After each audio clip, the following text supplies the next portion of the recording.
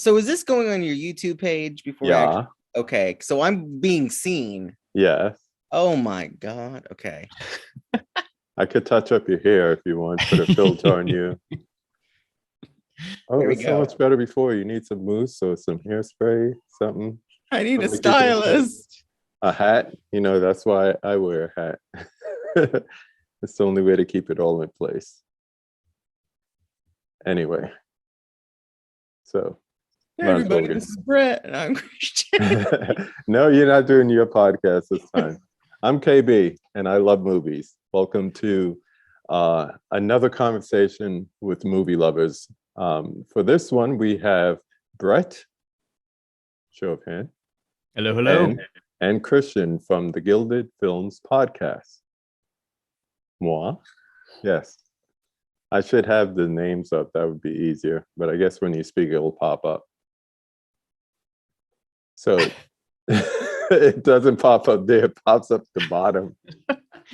So before we get into the movie stuff, I always like to ask one question. And since it's two people this time, it's going to be two different answers. So we'll start with Brett. What can you tell me about Margot Price? Because I just discovered her today. Margot Price is incredible. Mhm. Yeah, I discovered her in probably 2017, 2018, Mhm. whenever American Made her album came out. It's been kind of cool to see her like blossom. I mean, the talent has always been there and she's always been incredible, but to blossom into someone who becomes more recognized, Mhm. and becomes, you know, a real prominent figure in the indie like country folk music scene. Kind of has her own style. Her most recent album is probably my favorite just because she does so many different things on it. But she's awesome. I think she has some collaborations that I think are pretty cool. She's Mhm. on a new album from Molly Tuttle, who is also really good, very under listened to artist. And she's like really good friends with Willie Nelson. And so, I learned that really, today. yeah, We're filming this on obviously, 420.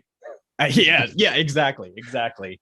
Obviously, a very well liked person, and songs have meaning, and sometimes, like, some of them have like societal meanings behind them, and then some of them are just fun. And I like an artist who can balance that Yeah. and whatnot. So she's great. I love her.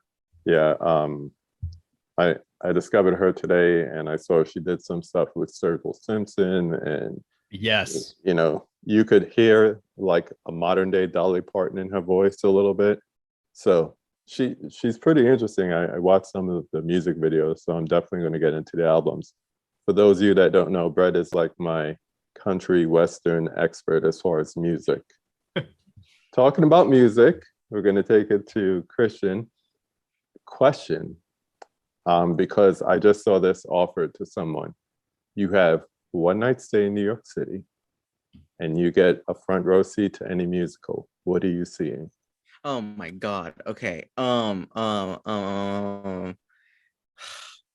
Shit.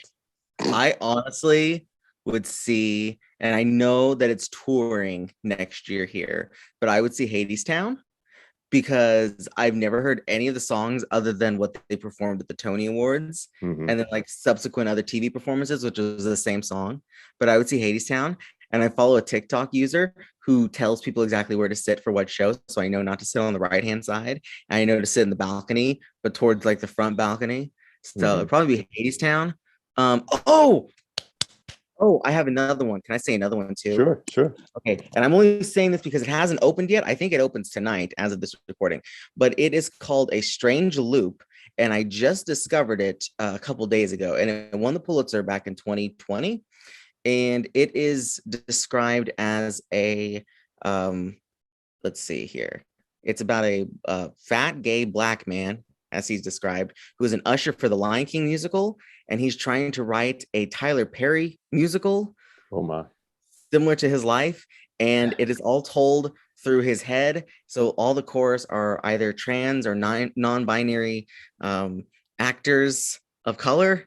Mm-hmm. And I saw the preview to it, and it looks incredible, and he's not in it anymore. They're not in it anymore.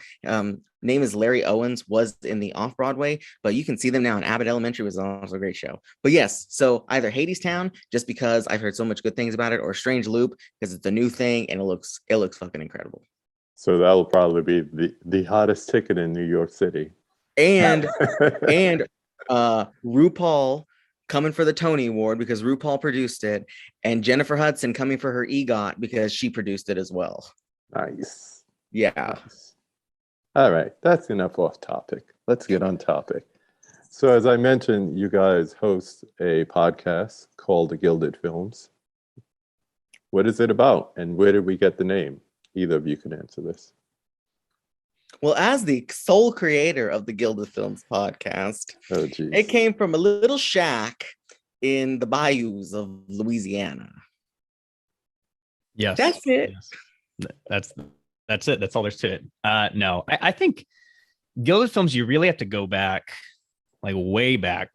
I mean, 5 years ago, to when Christian was actually doing a podcast for a class, and it was not Gilded Films, but that was like our podcast virginity was gone when we did that one a few times, and so I think for me, and I think this was true for Christian at the time, we had both been kind of interested in podcasting for a while and didn't really know what to do. And I really enjoy the Oscars. Not so much this year, but Oscar history, and like, I just think it's fascinating. And Christian is like an Oscar expert, and also loves the Oscars and kind of an Oscar trivia genius. So in 2018, I was like kind of talking to Christian, was like, I think, it'd be kind of cool if we just looked back on different Oscar years and talked about like the movies that were nominated for Best Picture. And that's kind of where it started. But now we talk about those movies, but we also realized very early on that, like, those are great most of the time, but oftentimes there are a lot of really great movies that don't get nominated, as we all know. And so it's kind of changed over time. We kind of did more of a whole year retrospective at first, but now we've done it kind of to talk about the nominees, but also some select few other films that we get to choose and have guests on. Obviously, you've been on multiple times and have fun with it, and it's just kind of gone on and continued from there. Gilded Films. So the name actually, I taught high school for a year, and I was part of an American history course. We were talking about the Gilded Age, and the way that the teacher introduced it was that, gild means like to cover thinly with gold. And that's kind of like how, for some people, this was seen, this era. I was like, to cover thinly with gold, that's kind of like what the Oscars do. They kind of like enshrine these movies in gold for history. I mean, if you win an Oscar, you go down in history, whether you're a good film or not. Right. You always have a place in movie history. And so that's kind of where it came from for me. And it's continued. So. Yeah. So 2018 to today, we know that running and keeping up the discipline of a podcast is not always an easy thing, especially when you hate editing. I'm not talking about anybody but myself. Oh, join the club. So where do you guys find the discipline to like do it, whether it's, every other week or monthly or whatever your frequency is? Good question, because actually last year, you'd be surprised, because with 2020, when the pandemic started, it was super, super easy to get through a podcast. We had the time. Mm-hmm. I vividly remember having so much time that we recorded on my birthday of 2020, and we recorded essentially 2 episodes worth. It took us hours. It was great. And then when I decided to go back to school in 2021, and Brett had some major changes as well, and I've said this on many of the current or recent episodes, it's like life got in the way. So yeah, between life and also just like scheduling with us, with some guests that we've had to, it's like, I want to do it. Like, I really want to push myself to do it. Last year was just super hard with everything going on. But I've even noticed now, that I'm near the end of my schooling program, so that's nice. And I'm pushing myself to watch more like I used to in the past. Mm. And even though I wouldn't say like we have a set schedule. Like I'm pretty sure we started out where it's like a monthly situation, didn't we? Yeah, Yeah. yeah. Where now it's like it comes and goes on what that schedule is. But like when we record, we really record, and Brett gets it out there very fast. Yeah, So that's good. yeah. Like, you kind of alluded to this, Brett, but like in the beginning, my number one question was, what's going to happen when they run out of years? You know, there's a finite amount of years, and if you put it in like every 2 weeks or every month or whatever the case may be, eventually you would catch up to, you know, the current year. So kind of expanding on that really must help with like all the different things. Like I know we do special shows like during Oscar season and all that. So what other types of shows, you kind of mentioned it, but like what other types of shows do you have besides like the wrap up for a certain year, like 1939, or let's say? Yeah, I mean, we try to do like top 10s for the current year as well. So, you know, we reach the end of 2021, we do a top 10 for that year just because it's current. Typically we've done Oscar predictions as well. We didn't get to those this year. As Christian said, life gets in the way.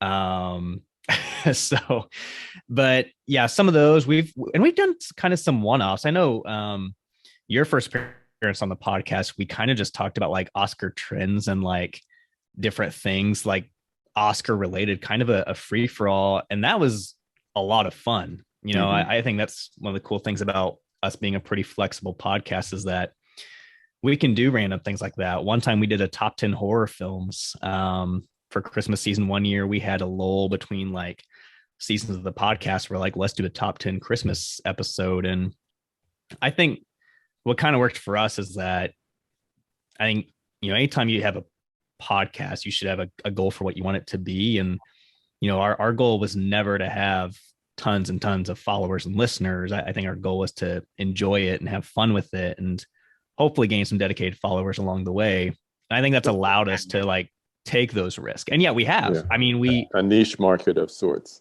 yeah, you know, and we don't have a ton of followers, but we have like a dedicated 50 or so that listen to every episode. And so it's kind of like the Oscars should take note, like, you know, your audience is your audience and appreciate them. You know, don't have to change all these different things to make it more expansive if that's not what you want. So Thank you. I also like in the guests that we've had that everybody's able to be themselves. Like honestly, I feel like I'm not such like a structured person, and Brett knows this. And you've probably seen this too when you've been on KB. Like Brett's always like, "Do you have an intro?" And I'm like, "I'll wing it. I don't care. I'll wing it. It makes sense half the time. Like the other, I don't know, 10% it doesn't. But I'm able to be myself. I make my weird jokes that nobody ever gets except me. I can make my Golden Girls references if so choosing. So I like that. Honestly, and all I've heard, this is such a celebrity almost thing to say. I've heard one of our episodes before. We're pretty good. I can't hear myself though. That's the thing. I don't like hearing myself. yeah.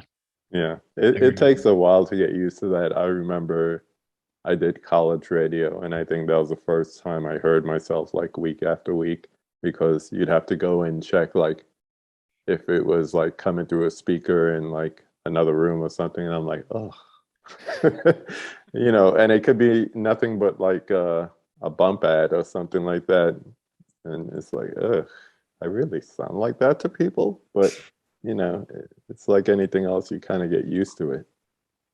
Do you remember when we were recording in the libraries way back in the beginning of it all?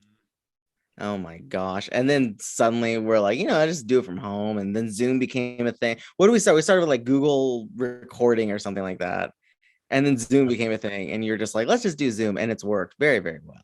Yeah. Well, the whole thing is it doesn't matter the tool, it's the presentation, and you know, you put in the work, you watch your movies, so that's 90% of it right there because you kind of have this expertise behind you to understand how to critique these movies and so forth, sometimes better than the people who vote for the Academy Awards. But, I think if you have that in your back pocket, everything else should just fly straight. It doesn't matter where it is. Is this a good chance to promote my own award show? I'm joking, but No, but that is a good turn to well, we passed award season. So what did you think? Like, I'm still hanging off of 2019 was such a great year for movies, whether it was, like the ones that won all the awards, like your Parasites and all that stuff, or if it was just independent stuff, or just like stuff that will never win an award, but it just made you laugh your ass off, or whatever the case may be. So, what were your thoughts about not only the movies of this past year, but also the award season? We won't mention the slap. I thought that I had some really great movies that I loved. Like, I'll let Brett expand on this one the most, but The Worst Person in the World, Thank you. was one of my last movies that I had to see from 2021, and Brett hyped it up so much. And when somebody, and Brett knows this, when somebody hypes up a movie, I end up not liking it. And yet I don't do that to you anymore. Yeah, I came out of that movie changed. Like, I was so like, I'm so glad I waited to see this and see it in a theater. And it was it was a smaller theater, but it was semi busy and just like feeling emotional and like life's not perfect. And it got like a couple nominations, but it honestly, it could have squeezed its way in there somehow. I could have taken some things out. Yeah. But between that and KB, you got to see like West Side Story with us. That was incredible. Like, when I first saw West Side Story, I was damn speechless after that movie. You can find my Facebook things where I had so much doubt. I was like, why do we need a West Side Story remake? And then I'm like, oh my God, my life. This is what it's meant to. And then I'm actually looking because Brett and I kind of had this joint spreadsheet that we use for the podcast where I put I updated it, but put the ratings in for the best picture nominees and stuff. I kind of feel like this last year was super low. And even looking at some of our rankings jointly and mine separately from his, I'm kind of underwhelmed with the 10 that were nominated. Code is a fine movie. I've told you both that it's very like TV movie of the week on HBO Max. It's not an Oscar feeling type movie. Whatever, they want the feel good stuff. The best thing that I saw last year nominated for best film was West Side Story. And then after that, it's like King Richard, and that's probably it. Maybe Belfast. Yeah. It was also just a long year of it was. And the Olympics flopped, and that's really one of the biggest reasons why they moved the awards, because of the Olympics. They never like interfering. No offense to Winter Olympics, but sometimes not as many people get hyped as the summer ones. It's true. So, ugh. And they're going to get the same ratings anyway that they get. So, Worst Person in the World coming out on Criterion in June. Yay. And Drive My Car, which is what it lost to, comes out the following month. Also Criterion. But what about you, Brett? Yeah, I'm in pretty much the same boat as Christian. Worst Person in the World was my number one of the year. My favorite nomination was that original screenplay nom it got. I really think that's a movie that I think it was a little bit hurt by having its actual release so late. I think if it had been more like, Drive My Car wasn't terribly accessible as well, but I think if it had come out a few months earlier and kind of built up buzz the way that Drive My Car did, I think it would have been realistic that Renata Reinsva might have got into Best Actress. She had that BAFTA nom, and I don't know that it would ever be a Best Picture nominee contender, but actress I think could have very much been in play, which would have been amazing because she's incredible. So yeah, my favorite movie was not really up for a ton, but I really love The Power of the Dog. So that was kind of the one that I rallied behind this season. And I'm I'm kind of with Christian. I don't the only nominee from the Best Picture noms that I straight up disliked was Don't Look Up.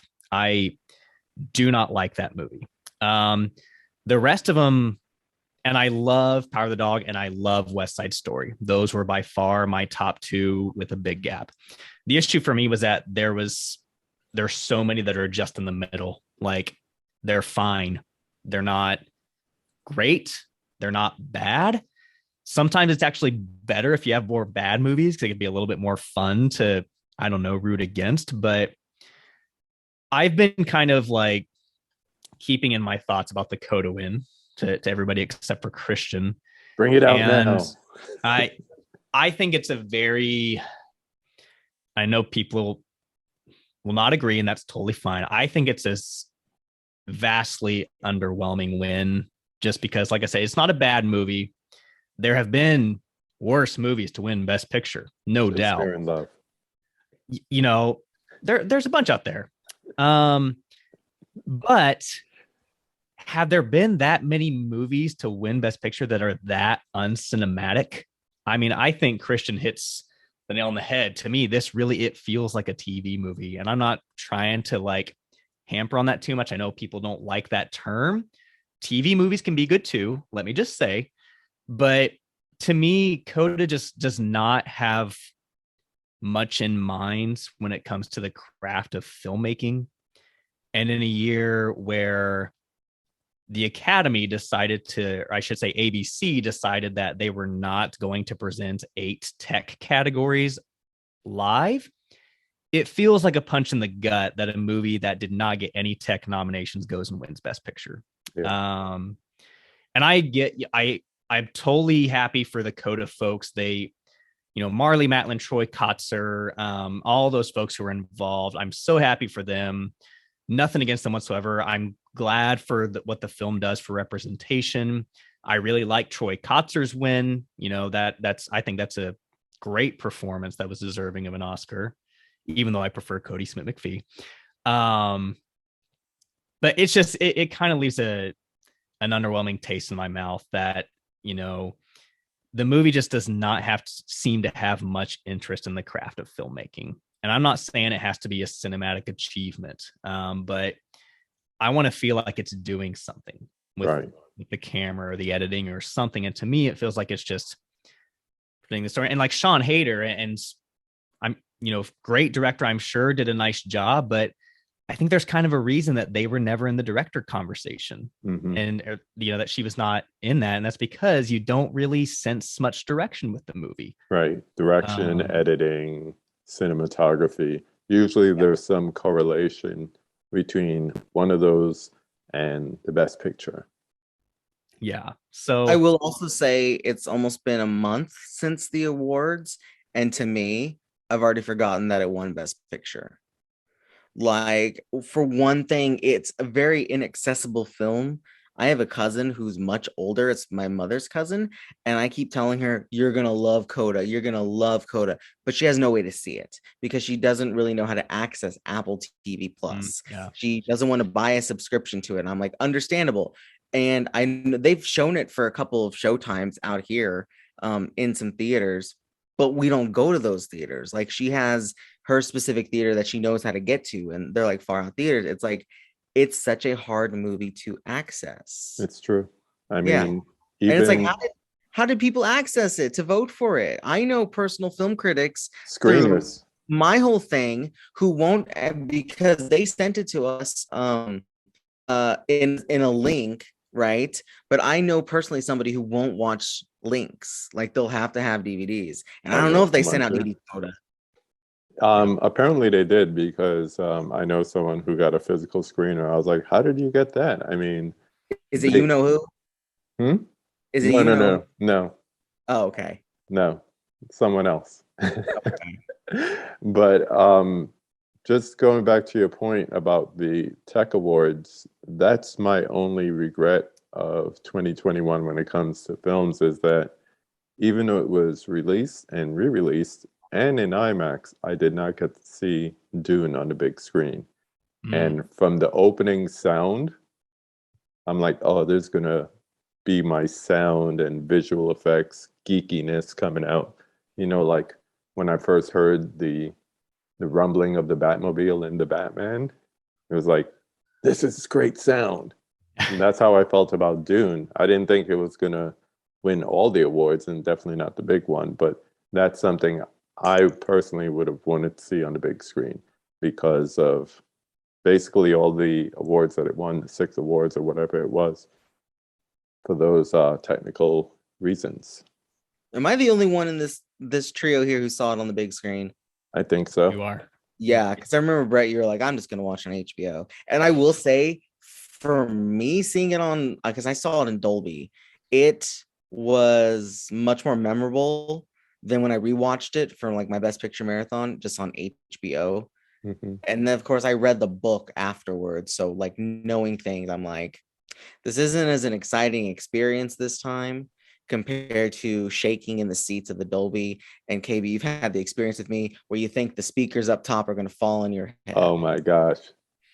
Yes. Quick story about that. We went to see Blade Runner 2042. And was that one of the first times we were in the Dolby Cinema? My first Dolby experience. Okay, so speakers all around you, immersive, speakers on the ceiling, Atmos, whatever, and they have subwoofers on the sides. So besides the bass shakers below your seat, there are subwoofers hanging off the wall, and the sound in that movie just gets crazy at certain scenes, especially with the score. And there was this one speaker hanging over us, rattling. And we couldn't tell if it was the woofer rattling or the device holding it up. But we were shook. We were like, this thing is going to fall on us because they are. That's it's a long movie too that you're hearing that and you're like, is this how I die? Because it's like an 18-inch woofer or 2 of them hanging in those boxes. And if that falls on you, that's it.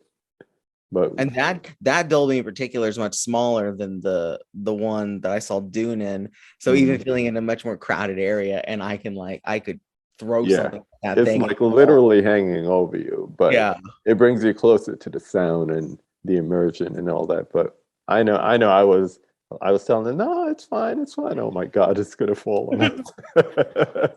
And you know what? Somehow heartbreak feels good in a place like this. Yep. My first Dolby experience was, I'm pretty sure with the two of you, John Wick Chapter 3. Oh, was it? Parabellum. Yeah, low-key scary when like they pulled the shotguns out, because it's like, oh God, it's so loud. It's just so loud. Like shotgun blasts in your ear. Mm-hmm. It's like got ringing going on up there. So pretty much you feel like you're coming out of a loud concert. Yep. But I love it. Unless something is filmed in IMAX, I won't go to the IMAX theater. And I didn't know, we used to have a FOMAX. They replaced the projector and the sound system in our local theater. So we have a bona fide IMAX theater. It's not a fake one anymore. Yeah. I just discovered this a few months ago, like over the holidays. It's a real IMAX theater now. Think of all the times I've skipped out on IMAX because I'm like, it's a FOMAX. I saw Ambulance in IMAX, and that was very loud. Mm-hmm. And there were only 4 of us in that whole theater. It was me, it was Toby, it was my cousin, a random man sitting right behind us, forgetting that this is my story, forgetting that he's there. And then near the end, when shit happens, we hear and I'm like, oh my God, there's someone else in here. I'll give you one better. We saw it in the Dolby, and we had a critic there snoring. Oh no! In the midst of that movie, as loud and as crazy as it was. Do I know them? I didn't see their face, so I don't know. Oh my God! I can only imagine who it is because I feel like I know who it is. They were cutting down trees. That's all I got to say. That movie's not one to sleep in. No, it's like when I was a kid, my dad took me to see Star Wars, New Hope, and he fell asleep. He had just worked a double. I'll give him that. But he fell asleep. I mean, man was like log cutting cheese. So. Oh. A few moments later. It looked like we did a little shifting around. Yeah. But going back to the podcast, I wanted to ask two questions. How do you decide, because you don't do it linear, so how do you decide upon the year, which year to do for which episode? So, Yeah, go for it. Okay. The last season was Christian picks winners. That was literally it. Like I don't know, I picked what I wanted. Yeah, we do have a system. Things. We do have a system in place to where, like, I remember when we started, we, like, in our first 5 or 6 episodes, we did like 2 years in the 90s. And I was like, okay, we were kind of like, okay, we should make sure we spread it out a little bit. So we kind of go technically by seasons. So each season is 10 episodes, 1 year per episode, and kind of a system where we go back and forth with like the first half of the Academy's history, the second half, and just pick from each decade. Mm-hmm. So like each season will have one episode from the 80s, one from the 20s, and so on and so forth. So that kind of helps us make sure, like, there's no way I could do this linear. Like I love some good 1930s cinema every now and then. If I was watching 1930s movies for an entire year, that's what basically I was watching, I would lose it. So and some of those movies are nice variety. fun. They're long. They're epics. Epic features. That just made me think of another question. What has been the hardest year in both your opinions? Whether it's from, oh my God, these movies are so long to watch, or I can't believe any of these movies were nominated, or just the episode didn't go well in your opinion. Any way you want to attack it. I will say for me, the first Oscars, which are like 1927, 28, were hard because some of the movies were like, we had to really find them, and just like the accessibility of that. Also, 1981 was rough because I was not with Chariots of Fire. Oh Lord, was not feeling that. And same thing with Around the World in 80 Days year, which is 1956. That's like none of those movies except like in that lineup, the 10 Commandments and Giants really stood out. Mm-hmm. And I was actually rewriting my whole personal ballot for 56. And normally I have like at least one movie dominating. I have like 5 movies that only won like 2 or less awards that year. Like it's such a 1956 was such a scattered year for me personally, probably for Brett too, because I know that we were kind of all in agreement that year. But yeah, 1956 definitely comes to mind. Usually for like every year we do, usually I have at least one movie that I give 5 stars. 1956 did not get to one. The Killing, Stanley Kubrick came very close. That's a great movie, but not quite tops. The other year that stands out for me was 1934 because great winner that year. It happened one night. Great winner.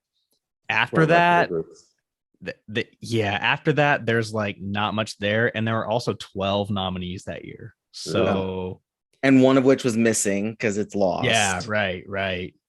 And most of those movies were just like a chore to sit through, and we didn't even do an extra episode that year, I don't think, because it was like, okay, we're good.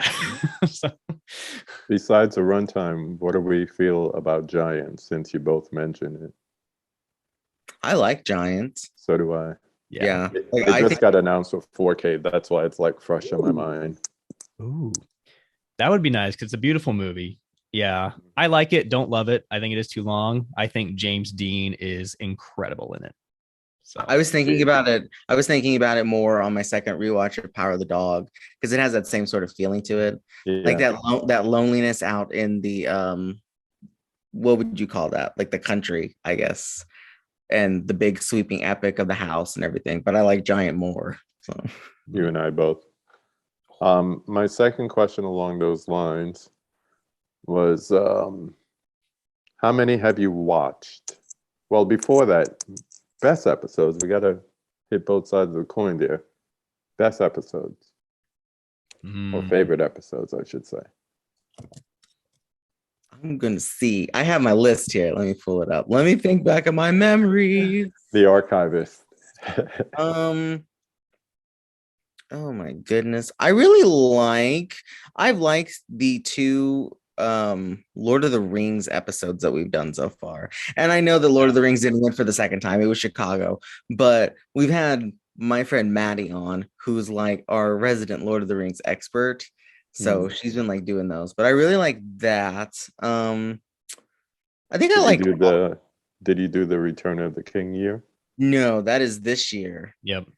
Yeah, Okay. we gotta get her for that. But no, I really actually I liked I think our very first episode, which was like Oliver and stuff, because that's where I was like, hey, Brett, I have like my own personal winners. Can I just like name some that I liked and everything? And that was the beginning of something.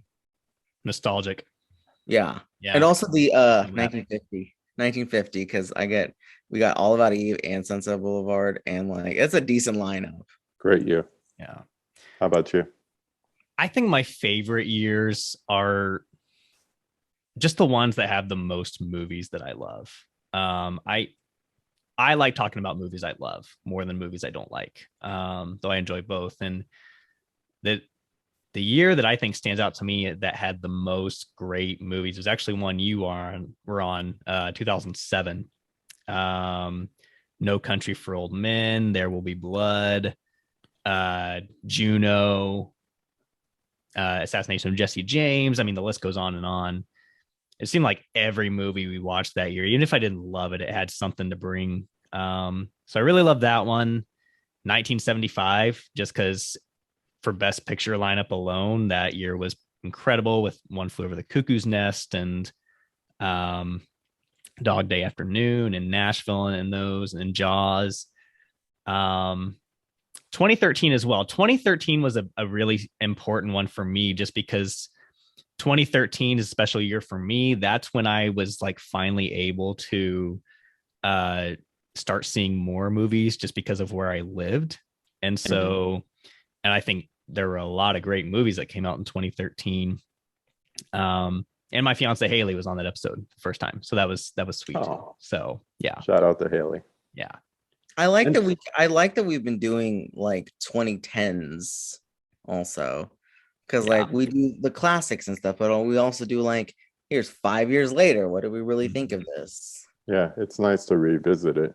Yeah. The one thing I will say as not only a guest, but as a listener, is that whether it's preparing and going back and rewatching a film, or listening and then going and watching the films that you discuss, it's great to have that, that journey back in time.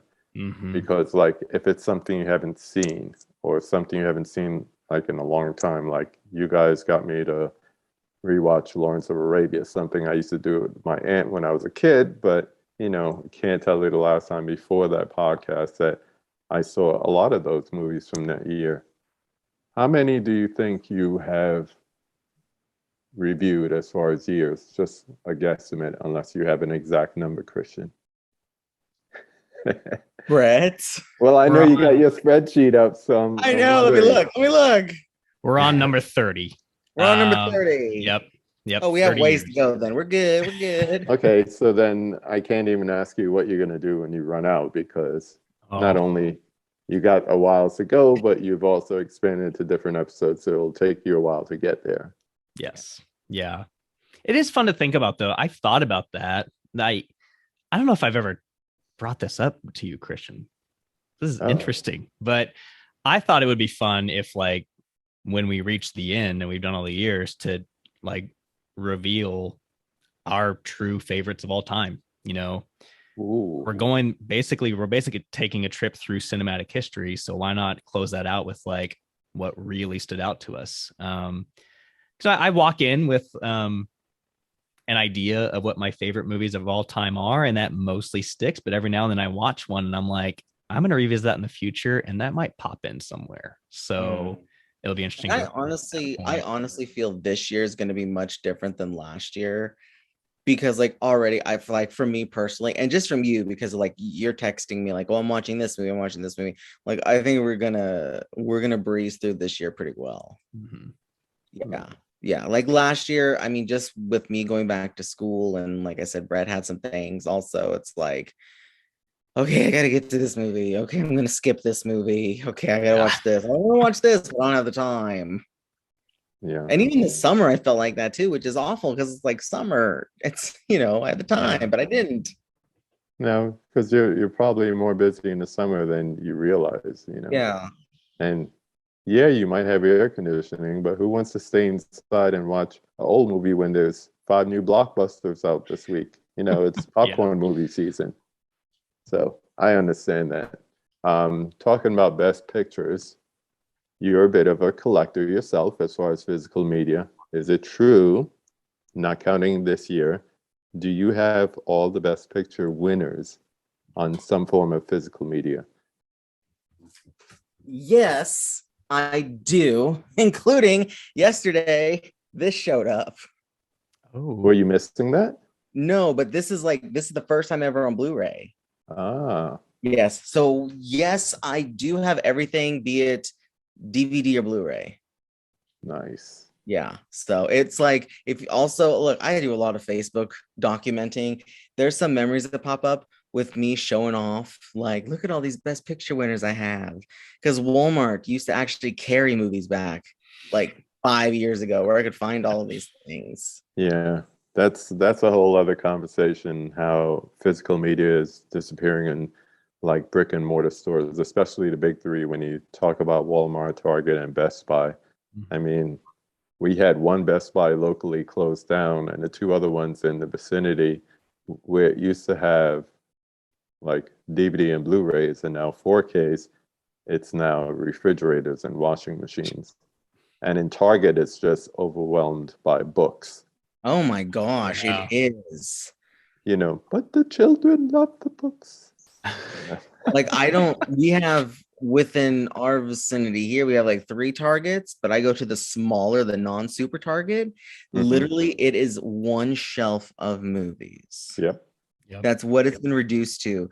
So, I mean, Amazon is like, meh, but sometimes, like with my ordinary people, that's the only place I'm going to find that. Yeah.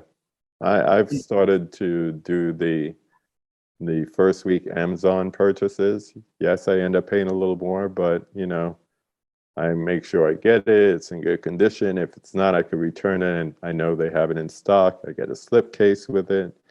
And in some cases, if you don't get it up front, you might not get it, which is that a Paramount Presents? Yeah, Yeah. with the original poster inside. I like that.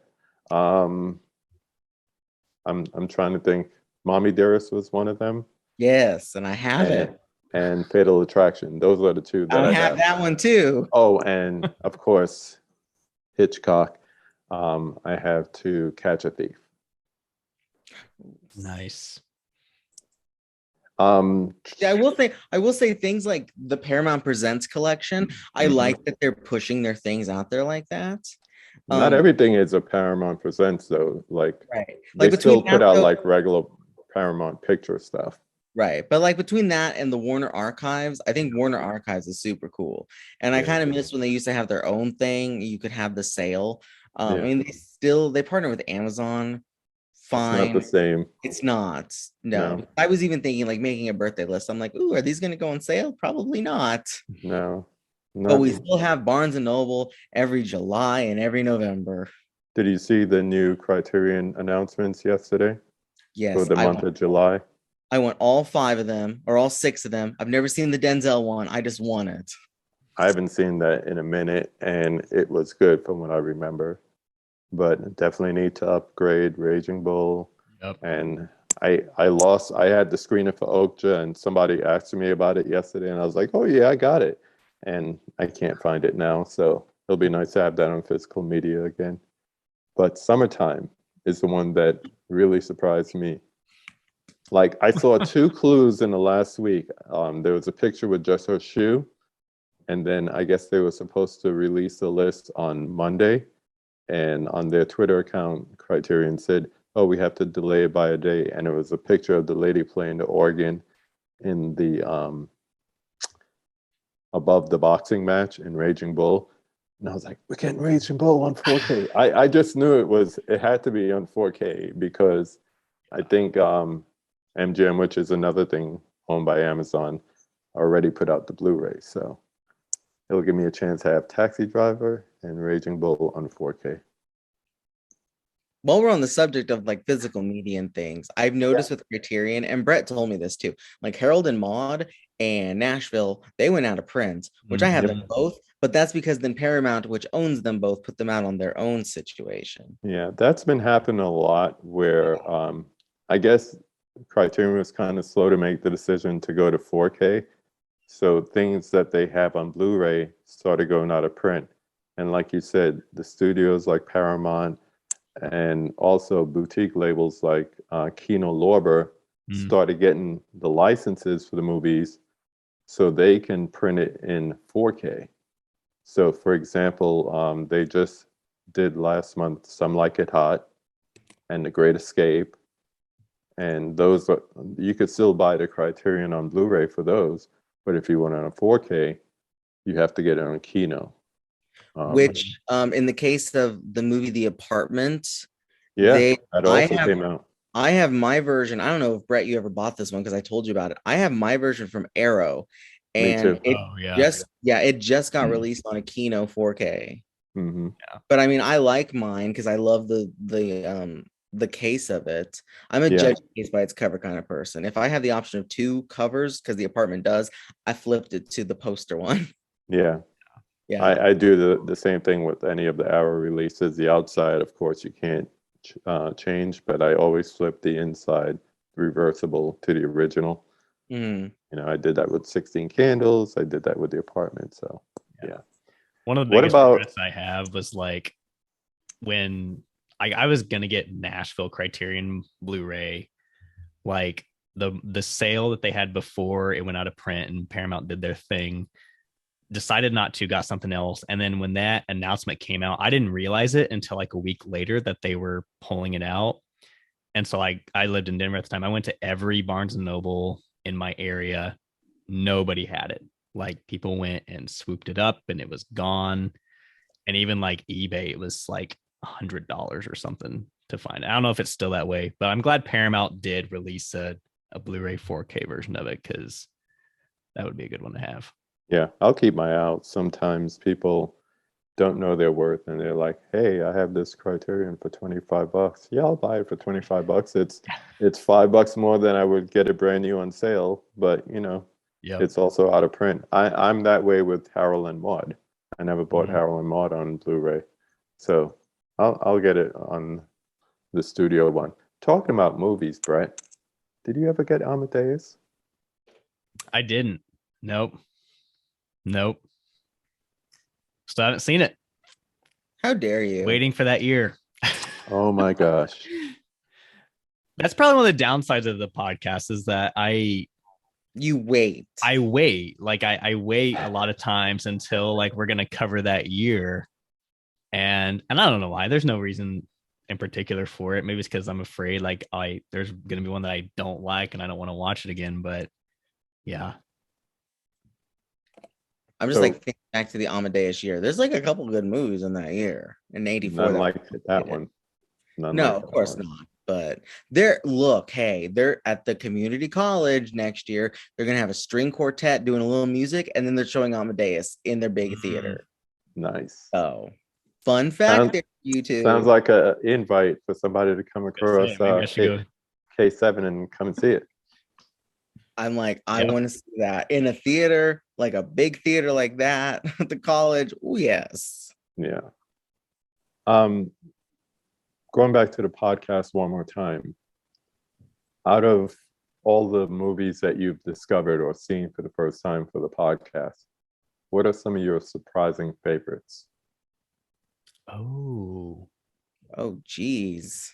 You gotta have some that just like... I should have been warned. No, there's a recent one that we just watched. Christian actually watched it and said, oh, this is so good. You need to watch it. And it's The Stranger from 1946, Orson Welles. Great movie. Not mentioned among like, obviously it's not Citizen Kane. It's not mentioned among Touch of Evil. Not Touch of Evil, but great movie, and you can see Wells's like influence, and he's in the movie. So that's one that stands out for me. That was a really good one. You had time to think, Christian. Oh my gosh. I mean, I've seen some that have nothing to do. They're going to be like eventually honorable mentions that I've really loved. Let's see if I can find anything. I don't know. I think I've rediscovered, like, okay, I'm looking at my 2013 and Prisoners, that movie, for example. So Like, great. I didn't really care for it when I first saw it, and then rewatching it, and it was just for like an honorable mention. I don't think we would really went into discussion with it. Like, super, super loved it again. Mhm. I'm looking at 2013 because 2013, like Brett said, great year here. But there's a movie called The Hunt with good old Mads last name that is just like incredible, that I loved. There's also a movie that I think this won Best International Feature called The Broken Circle Breakdown that I watched.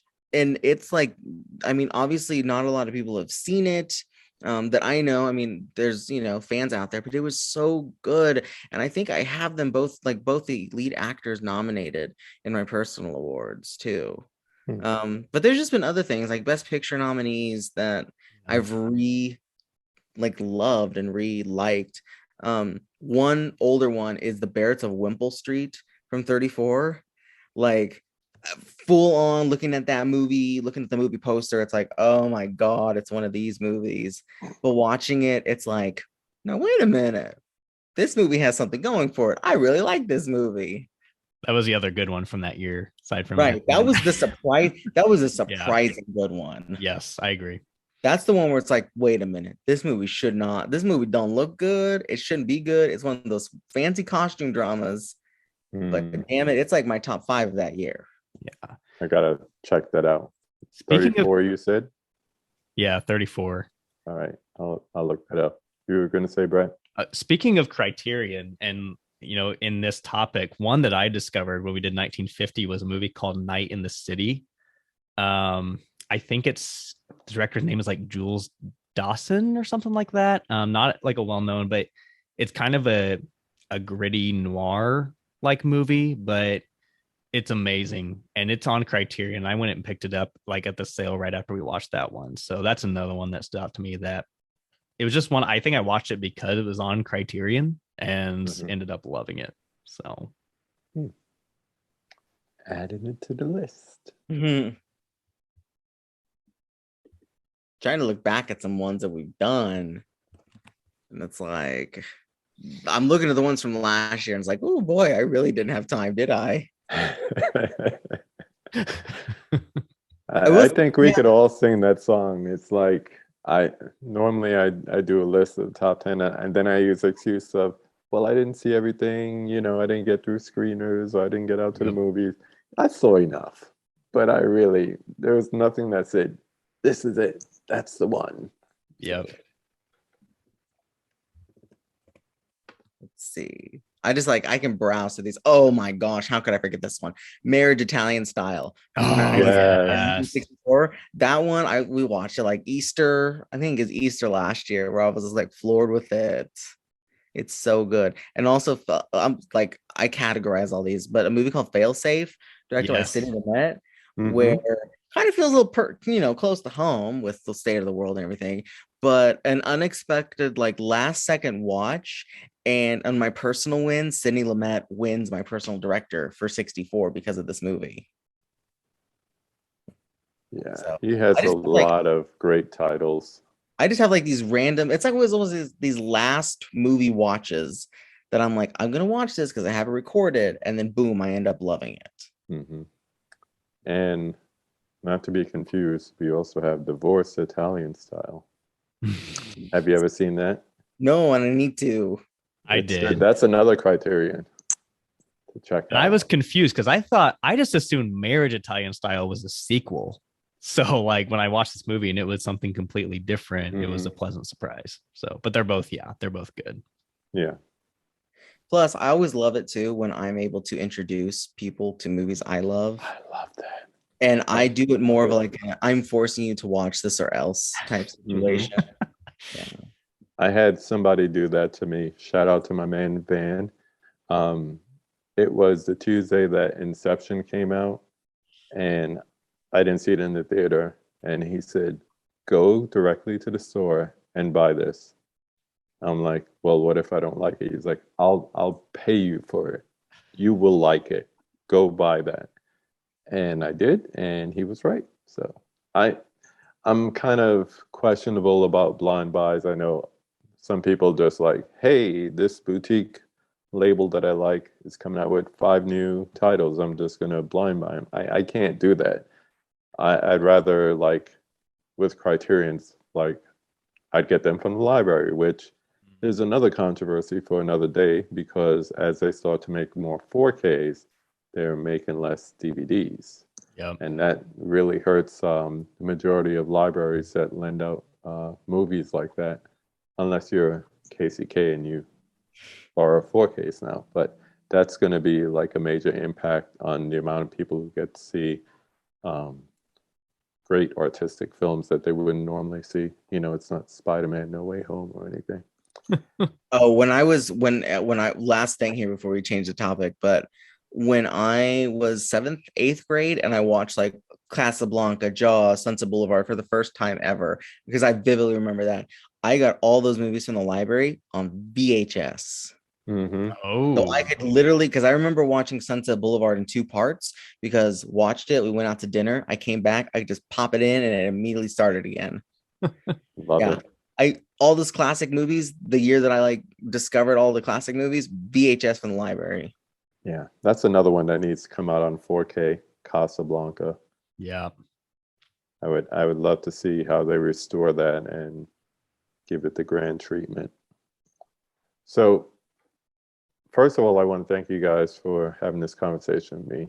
As we get ready to land a plane, it's been about what, 1/3 of the year gone by already? And I know that the majority of those award season movies come out at the end of the year, you know, October, November, December.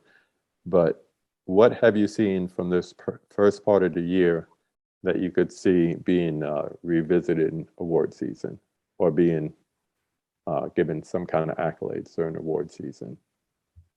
I think obviously everything everywhere all at once, which I know Brett actually just saw. I don't know how much momentum it's going to have going into like picture, Mhm. but if anybody starts that Michelle Yao train, I'm gonna be on it all year. I mean, that's one of those like that's one where if she's not nominated, it will be hurtful. Yeah. The Tony Collette hereditary situation. Mhm. But yeah, You're bringing up especially old wounds, man. yeah, especially with that, I question if the Batman really can go, far. I'm sure technical wise, but Technical. I don't think I love the Batman more than I should have. It's I was on the edge of my seat. We got canceled for school for a snow day, the day that I saw it. And Toby at the theater is like, we got out for snow day. And I'm like, cool, awesome, staring at the screen. But yeah, I loved it. And then also a movie by Richard Linklater that Netflix is like, yeah, we're too busy with other bullshit going on, called Apollo 10 and a half, A Space Age Childhood. I need that to go. I mean, unless Disney's gonna fucking knock out punches or whatever for any sort of animated award, because that is so good. Nobody's ever heard of it because they do such a bad job of promoting things. Yeah, I think unfortunately the buzz will kind of wear off by the end of the year for a lot of these things. Yep. The only thing I could see like everything everywhere all at once holding up and actually getting an award for is like editing because Yep. my God, the editing on that movie. How about you, Brett? Yeah, I mean, as I'm looking at the movies I've seen this year, when it comes to Oscars, I don't see much potential. I'm on the same boat with the Batman. That's probably like that and Everything Everywhere All at Once are probably tops right now. But I think it's Mhm. just movies that come out in March and April. It's a long season, and they struggle to keep up. And so, but yeah, I agree on the Michelle Yeoh train. It's funny you mentioned Toni Collette because like she has that line in the movie where she's like, "I am your mother," and I was like, Toni Collette, Michelle Yeoh, yep, they got it. So cinematic parallels, but No, I agree. That would be great. I do think the editing and possibly even could be a low-key visual effects. Like that branch sometimes throws a bone to like kind of more low-key non-CGI-esque, heavy CGI movies. So that might be a contender there. Um, Agree on Apollo 10 and a half. The other one that I could see not being a player with Oscars or big awards necessarily, but like smaller things like Independent Spirit or Gotham's.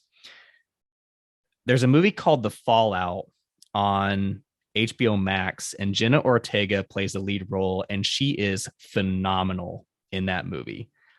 I would not be surprised if she gets something like an indie Spirit nom or Gotham nom, because she is incredible. It's kind of one of those like big coming out performances that you see it and you're like, this person has talent.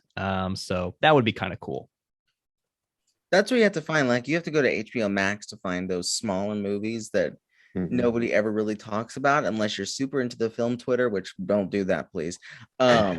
Or you happen to be browsing Letterbox. Letterbox does a very good job at I mean, especially with who you follow and your algorithms and stuff, putting popular movies up front. So like Kimmy, the Soderbergh movie, is that what it's called? Kimmy? Mm-hmm. Yeah. Yeah. Like I didn't think I would like it, and I really ended up liking that. And that's based on people's reviews and everything. Like I don't read a whole lot of reviews. I more look at the star ratings, and it's like, I'll take the chance, and ended up liking that. Ambulance makes no fucking sense. That movie is so logical. I loved it. I loved it so much. 4 stars. Yeah. The Oh, only way Moonfall. I enjoyed it, I had to like tell my brain, this is a Michael Bay movie. Why are you thinking so hard? Why are you looking at logic? That serves no purpose in a Michael Bay movie. So, Moonfall is so stupid. I hated everything about it. 4 stars. but Love it the was movie. fun, right? Mindless fun. That's the thing. It's like I hated this movie. 4 stars. Everything about it made sense. I'd see it again. It's like you have to rate things based on the merit of what they expect it to be. They're not looking to be an Oscar winner. Maybe visual effects, but not, they're not like, we didn't get nominated for best cinematography. Not supposed to. So once you get out of that realm, then you could like really enjoy the movie for what it is. That's what I've been saying lately. I enjoyed it for what it is. And for what it is, Point. this was a great time. I want to thank Brett and Christian from Gilded Podcast. What's your next one, you said? Your next episode? Yeah, so we should have our 1983 year in review coming out soon, and then we'll have our 30th will be 1954. So Nice. yeah. So look for Gilded Films wherever you get your podcasts and subscribe. Check these guys out. Leave them a comment. Let them know what you think. And we will do this again, fellas. I'd be interested to come back at the end of the year and do this Yes. again. Definitely. See what's out there and see what we think about it, because it's always fun to talk to cinephiles. There are collectors, there's movie watchers, and there's cinephiles and critics. So I like to talk to everyone because everyone loves movies in one way or another. So Can I give myself a shout out? yes, please do. Gosh, I'm gonna give myself a shout out. I love promoting myself. Okay. Really? Letterbox. Yes. Letterbox, great website, like the best social media website there ever was. Follow me on there. You can find me at Christian Alec. That's CHRISTIANALEC 94. You'll find me on there. I'm trying to write a review for every movie that I see this month, which is kind of a newish concept because I sometimes will just be like, here's a star. I don't care, but I'm trying to write at least a sentence or two. So you'll see what I've been watching because it's been a lot of weird things like Ghost Rider. I'm doing the exact opposite. I'm just giving ratings because that's what I do. You'll know if I really like a movie or if I really hate a movie. It's like those extremes when I write a review on Letterboxd. But dead in the middle, like 3.5 stars. Yeah, you might get 5 words from me. It's And like Brett, this was in fact a movie. yeah, there were moving pictures, 24 frames a second. Brett, anything to promote here besides the podcast? Nope. Thanks for having us. This was a lot of fun. If Yeah, you want man. to follow me on Letterboxd, it's just bdoze, BDOZE. I love, having people on there that like have some sort of connection outside of Letterboxd. So like leave a comment on a review if you want and like, connect and whatnot. That's always fun. So yeah. Yeah, the one thing about the film community is it's nice to connect to other people, whether you have similar views or opposing views. Friendly debate is great. Not always what's represented on social media, but you know, it's good to get into these things, especially with these guys because they know their film history and especially when it comes to the award stuff. So definitely if you're looking for an older film that you've seen or won this best picture and you just wanted to get their opinion on it, they probably already watched it or own it in the case of Christian, and check out their reviews and leave a comment like they said. So until next time, I'm KB. I still love movies. We'll check you out next time.